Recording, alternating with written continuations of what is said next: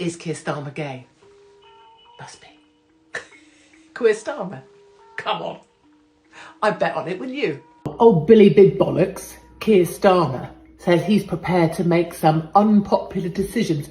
But beware of this, it's a sleight of hand. Because we can all live with some unpopular decisions. It would be unpopular not to give 11 billion to Africa if you're a massive greenie. It would be... Can we at least start that as a rumour? Can you print that, Daily Mirror? Can you? Katie Hopkins libels Keir Starmer as banging Phil Schofield. I don't think actually it would be that way round. Would it? Who'd be doing who? An extraordinary moment unfolded when Katie Hopkins, known for her unfiltered and controversial commentary, confronted Keir Starmer live on air. This wasn't just another political discussion.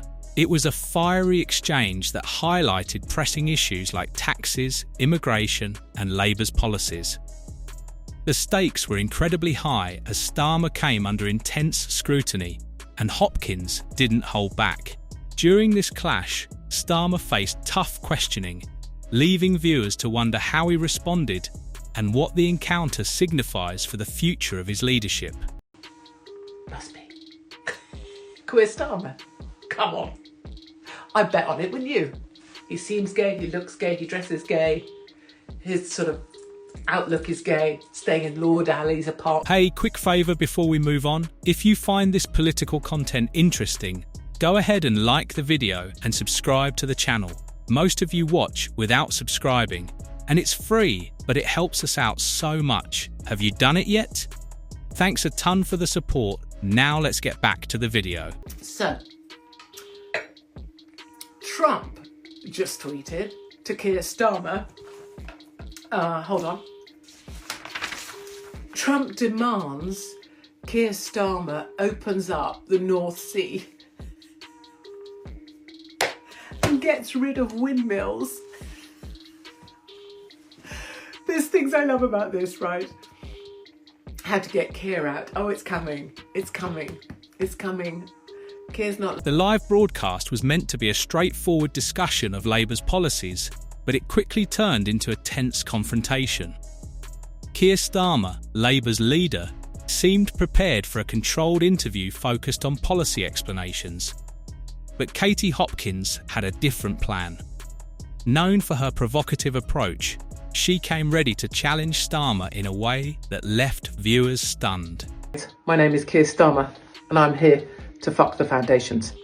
When I became your Prime Minister, not only did I get new hair and glasses provided by a donor who now has full access to 10 Downing Street and my bedroom, we were promised 3 things. Number 1, we would be fully costed and fully funded. We're so fully funded and fully costed, we're essentially just like Katie Price, or HS2, or the public sector in Argentina pre-Milei, depending on your sense of humour. In order to make the £22 billion hole in the budget even worse, we have spunked a whole bunch of cash at train drivers and junior doctors. This guarantees 2 things. Number 1, they will vote. Right from the start, Hopkins set the tone by addressing topics that resonate deeply with the British public: taxes, immigration, and Labour's governance. The room felt charged as Hopkins posed pointed questions, each one escalating the intensity of the exchange. I am absolutely with you and the millions of people who think this bloke is a disgrace. He has no plan, he has no conviction, he has no backbone. I don't buy this government at all. It makes me furious with the shambles that was the Tory party. Hopkins wasted no time questioning Labour's tax policies, accusing Starmer of punishing hard-working citizens with higher taxes, while failing to address concerns about unchecked immigration. He argued that higher taxes on the wealthy were necessary to fund critical public services, and on immigration, he highlighted Labour's commitment to creating a fair and managed system. However, his responses lacked the depth Hopkins was pushing for. And, oh yes, Nigel Farage. The power of these guys together is simply enormous. It will make Nigel Farage unbeatable. He will be Prime Minister of Great Britain by 2027, if not... Unimpressed with Starmer's answers, Hopkins doubled down, painting a stark picture of small business owners overwhelmed by taxes and communities struggling with the impact of immigration. Starmer attempted to steer the conversation back to Labour's broader vision for a fair society. But Hopkins wasn't letting go. Her relentless questioning exposed gaps in Starmer's arguments, leaving many viewers wondering if he truly had a concrete plan. £300. Where are they supposed to rustle that? What would you like them to do? You bastards. Rachel Reeves, what would you like them to do? Would you like them to what? Auction off a kidney, maybe? I mean, what use is a fucking 85-year-old kidney? It's probably knackered. It's had that much piss go through it over a whole lifetime. They can't sell one of them. What do you want them to... Starmer's composure began to waver as Hopkins pressed him for specific numbers and timelines. She demanded clarity on Labour's plans to address illegal immigration and questioned why the party had yet to propose concrete solutions. Starmer's inability to provide definitive answers made the situation even more challenging for him. In other news, Keir Starmer continues his plan to kill off the elderly. He has taken away winter fuel allowance. Now, winter fuel payments, which are targeted to the most in need, won't make it in time for winter. And waspy women who were shafted about getting their pensions, he promised them he would give them compensation. This live confrontation quickly turned into a PR nightmare for Starmer, as critics were quick to label his responses vague and scripted, questioning his readiness to tackle tough questions on national television. Hello, have you signed the petition? Not yet, no, because you know me, I'm not very technical at stuff like that. I was going to start differently, but it's your show, you do what you want. Well, let me just reassure you that it's actually really easy, because I don't normally do these things either, but I thought this thing is getting ahead of steam, and I think... The aftermath of this exchange was immediate and explosive, with social media platforms lighting up with debates about what had just transpired. Some praised Hopkins for asking the tough questions, while others criticised her for being overly aggressive and sensationalist.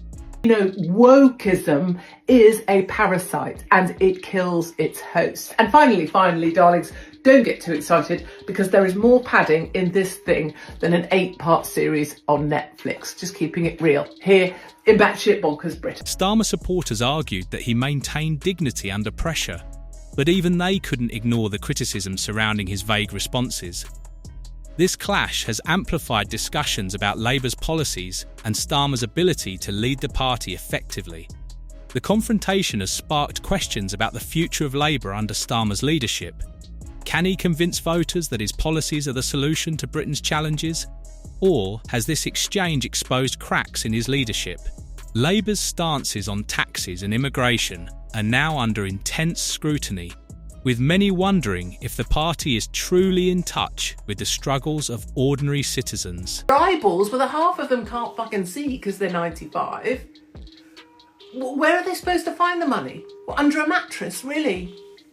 That's what really bugs me, is it's going to cost them more. Okay, where are they supposed to get it? What, are they going to go out and work? For Hopkins, this moment has solidified her role as a vocal critic of Labour's policies. Her willingness to confront Starmer so publicly could inspire others to follow suit, leading to more high-profile challenges for Labour's leader in the future. Starmer's confrontation with Katie Hopkins highlights a critical issue of leadership accountability. The British public, grappling with rising taxes and contentious immigration policies, expects its leaders to provide clear and decisive answers. This exchange brought into focus the challenges politicians face when confronted with tough, unscripted questions. They won't put it on because they don't want to run into debt. And so they sit and then they literally freeze to death. I mean, God, that breaks my heart. If you're listening and you're really old. For many viewers, Starmer's inability to provide detailed responses underscored a growing frustration with politicians perceived as out of touch. In today's political climate, where transparency and directness are increasingly valued, moments like these can make or break public perception. Starmer's leadership will likely be judged not only by his policies, but by his ability to effectively communicate them in high-pressure scenarios. The question remains, Just how much can this new Labour leader blame on his Tory predecessors? I have to be honest with you.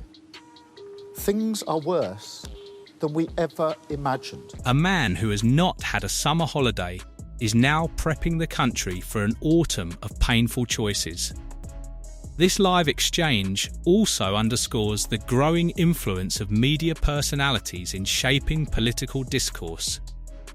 Katie Hopkins, though controversial, effectively used her platform to raise issues that resonate with a significant portion of the public. Her approach demonstrated the power of direct questioning and how it can force political figures to address topics they might otherwise avoid. The Chancellor said, and I quote, "I'm clear, I'm not coming back with more borrowing or more taxes.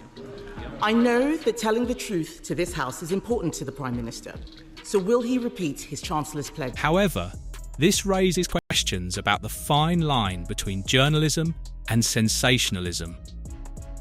While Hopkins brought critical issues to light, her confrontational style polarised audiences. The media's role in holding leaders accountable is undeniable, but its methods often influence public perception as much as the issues themselves. This interaction is a reminder that in the digital age, media figures wield substantial power in shaping political narratives. Making unpopular decisions now if it's the right thing for the country in the long term. No crisis going to waste as Keir Starmer pinned blame for the summer riots on the Tories too. They exposed the state of our country, revealed a deeply unhealthy society, infected by a spiral of populism which fed off cycles of failure of the last government. In the days following this confrontation, Starmer's team will likely focus on damage control, with public relations experts attempting to reframe the narrative by emphasising Labour's commitment to fairness and equality. However, the questions raised during this exchange will continue to linger.